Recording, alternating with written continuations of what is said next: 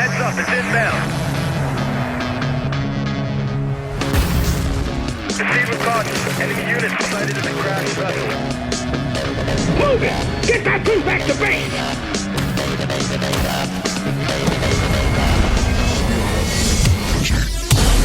Contact!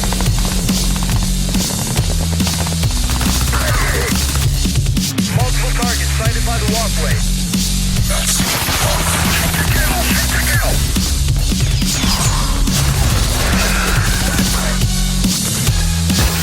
Activating armor. Sure being dead.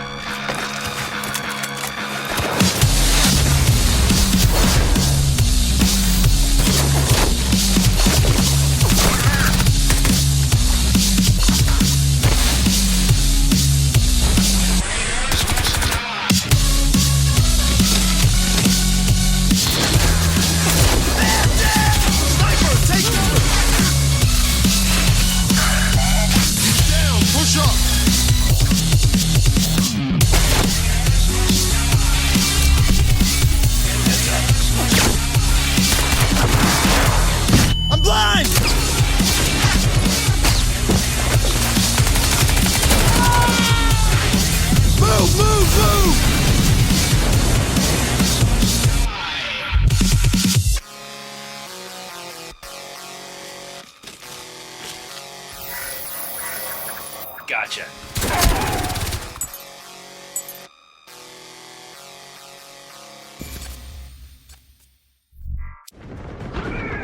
Crysis has long been synonymous with leading the way for graphics and being at the cutting edge of game technology.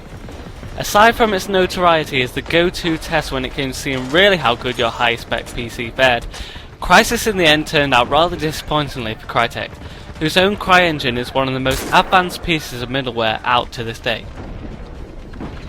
It's little wonder then why the company have decided to bring Crysis 2 multi-platform, including opting for full 3D on the PS3.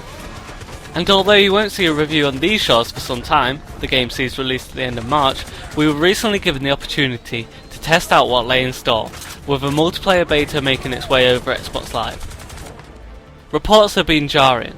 The critique that Crysis 2 looks positively last gen when compared to its predecessor, ambivalence towards its setting and likenesses to a certain Modern Warfare.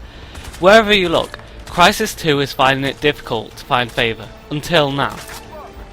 Our Crysis 2 hands-on was polished, fluid and full of variety. Not only that, but it's given a visual sheen that few games can match, having a look not too dissimilar to Killzone, with a desecrated New York skyline projecting dense thickets of smoke on the outskirts of the only map we got to try out, Skyline.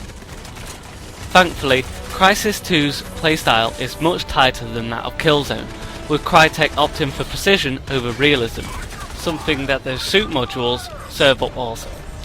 This being Crysis, something had to make it stand out for the Call of Duty comparisons not to overtake its very generous helping, and that's where the nanosuit comes in.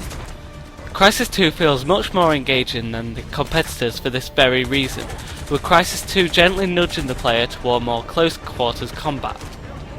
One shining example is in the way that defeated foes drop dog tags by their limp body, which had to be picked up in order to become a step on the way to your kill streak perk. So where Call of Duty is often beset by campers who hoard kills and unleash devastating power on others with the help of a gunship, here they'll have to risk venturing into the open for the payoff. The suit abilities are arguably nothing new either, something that Halo Reach beat Crytek to, but here they play a much more vital role. Now you'll be able to jump to tremendous heights or bid farewell to those beneath you with the air stomp. Likewise, activate invisibility for the more stealthy kill, or up the suit's damage resistance for a potential one-up over your rivals. What's more, abilities depend on your loadout, with those who equip themselves with a sniper, for example, very different from those who load up with an assault rifle. Again, the Call of Duty comparison comes through, with the option to create your own class once you reach a certain level. We're not without complaints though. Guns feel hugely underpowered for the touch of realism that Crytek seem to be aiming for, and close quarters combat is all well and good, but the melee attack is limp and pointless. Crytek will be taking feedback on board though, and our thoughts remain positive. Crysis 2 is out in Europe on March 25th and in the US on the 22nd. head over to dedicatedtogamers.co.uk for more reviews, previews, news and features.